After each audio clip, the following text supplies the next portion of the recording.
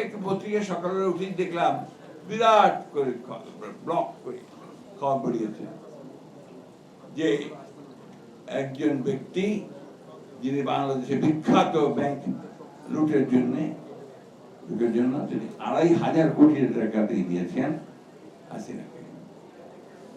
আমি টাকা করি না এই সালাম দিল্লিতে বসে তিনি ২৫০০ কোটি টাকা ইতিমধ্যে দিয়ে দিয়েছেন এবং পরিকল্পনা করেছেন যে কিভাবে ওই টাকাকে ব্যবহার করে তারা বাংলাদেশে নির্বাচন বন্ধ করবে এবং হাসিনাকে আবার দেশে ফিরিয়ে আনবে।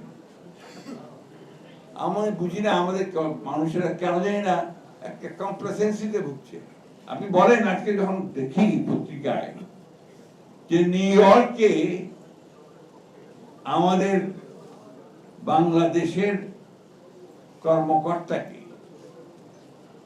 আমাদের বাংলাদেশের উপদেষ্টাকে অথবা উচ্চপদস্থ ব্যক্তিদেরকে আওয়ামী লীগের লোকেরা হেনস্থা করছে, হামলা করছে, তোর কোথায় যাব আমরা?